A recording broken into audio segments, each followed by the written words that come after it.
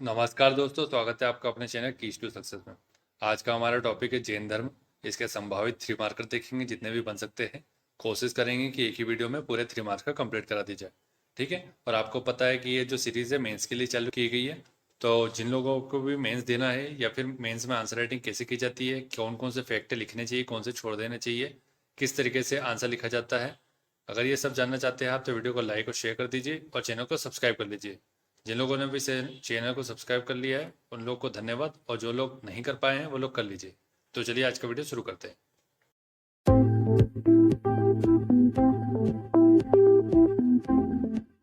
आप 3 पॉइंट कौन कौन से लिखेंगे? रिमार्कर है तो इसका मतलब ये है कि आपको 3 पॉइंट लिखने हैं और वो भी अच्छे लिखने हैं। तो इसका शाब्दिक अर्थ बता दिया पहले कि बंधन रहित। दूसरा है कि जैन महात्माओं को निग्रंथ कहा जाता था। थर्ड पॉइंट हो जाएगा कि 23वें तीर्थंकर पार्श्वनाथ के अनुयायियों को निग्रंथ कहा गया। ठीक है, जो 3 बेसिक इन्फॉर्मेशन चाहिए थी वो दे दी गई आपके द्वारा। नेक्स्ट है कि तीर्थंकर का क्या अर्थ है। तीर्थंकर के बारे में देख लेते हैं। जैन धर्म के अधिष्ठापकों को तीर्थंकर कहा जाता है। दूसरा है कि जैन धर्म में कुल 24 तीर्थंकर हुए, पहले ऋषभदेव और अंतिम महावीर स्वामी। ठीक है, और इसमें एक महिला तीर्थंकर, उनका नाम बताया जा सकता था। नेक्स्ट है इसके बाद कि जैन त्रिरत्न। तो जैन धर्म में मुक्त होने तथा निर्वाण की प्राप्ति के लिए इनका पालन करना चाहिए, या इतना ना लिख करके आप ले सकते थे कि मुक्ति पाने का साधन या माध्यम। जैन धर्म का प्रमुख सिद्धांत है, क्या क्या है इसमें? सम्यक ज्ञान, सम्यक दर्शन, सम्यक चरित्र की बात की गई। नेक्स्ट है कि अनेकांतवाद जैन धर्म का प्रमुख सिद्धांत है। दूसरा, इसके अनुसार विश्व में अनंत वस्तु है और प्रत्येक के अनंत गुण है। जैन धर्म के अनुसार केवल ज्ञानी व्यक्ति ही अनंत जान सकता है। ठीक है, जाता है जिसे जैन धर्म में निर्वाण को प्राप्त करने की विधि है, एक पहला पॉइंट हो जाएगा। दूसरा पॉइंट है कि यह जैन धर्म के निर्जरा सिद्धांत के अंतर्गत आता है। निर्जरा सिद्धांत क्या है? अंतिम अवस्था जिसमें जल, भोजन सब कुछ का त्याग कर दिया जाता है, और जब तक शरीर खुद से क्षीण नहीं हो जाता है तब तक उपवास या अनशन रखा जाता है। इसका देखिए, इसके अंतर्गत अन्न जल को त्याग कर दिया जाता है, जैसे कि बताया आपको। इसमें मौर्य सम्राट चंद्रगुप्त ने इसी विधि से श्रवण बेलगोला में अपने प्राण त्याग दिए थे। चंद्रगुप्त उदाहरण बता सकते हैं।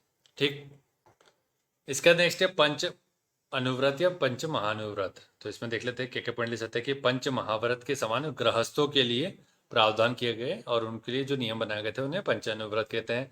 और वे कौन कौन से? सत्य, अहिंसा, अस्त्य, अपरिग्रह और ब्रह्मचर्य। ठीक, एक और पॉइंट क्या हो जाएगा? परंतु इनकी कठोरता में पर्याप्त कमी रखी गई है, क्योंकि गृहस्थों के जीवन के लिए।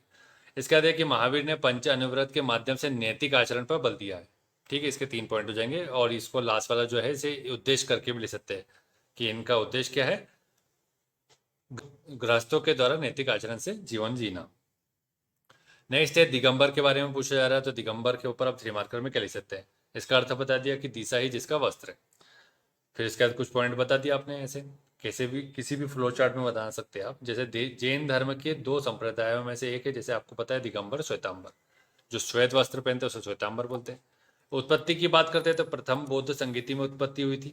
ठीक, और ये इनके गुरु कौन है? भद्रबाहु इनके गुरु है। ठीक है, और जो भी दिगंबर संप्रदाय के हैं वो सब भद्रबाहु के शिष्य कहलाते हैं। जैन दिगंबर जैन मुनि निर्वस्त्र रहते हैं, जैसा कि आपको बताया, क्योंकि उनके अनुसार दिशा ही उनका वस्त्र है, तो वे नग्न अवस्था में रहते हैं। प्रमुख मान्यता है कि ये संपत्ति का त्याग कर देते हैं। ठीक, इसका नेक्स्ट है श्वेतांबर। श्वेतांबर के बारे में देख लेते हैं क्या है। जैन धर्म के 2 संप्रदायों में से एक है, जैसे कि आपको बताया अभी। उत्पत्ति की बात करेंगे तो चंद्रगुप्त मौर्य के समय 300 ईसा पूर्व में स्थूलभद्र के शिष्य कहलाते हैं। ये सभी श्वेत वस्त्र धारण करने वाले हैं और अहिंसा तथा कर्म में विश्वास रखते हैं।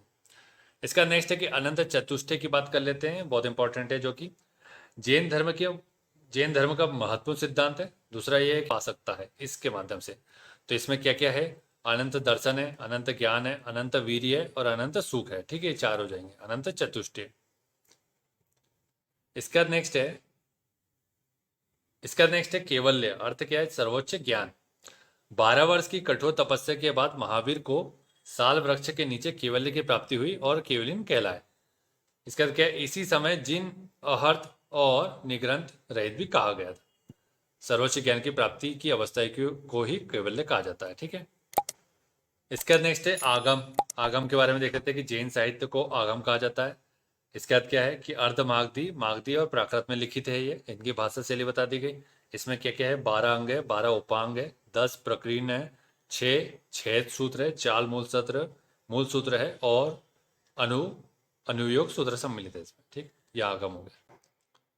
नेक्स्ट है भगवती सूत्र, इसका अन्य नाम क्या है, व्याख्या प्रगति।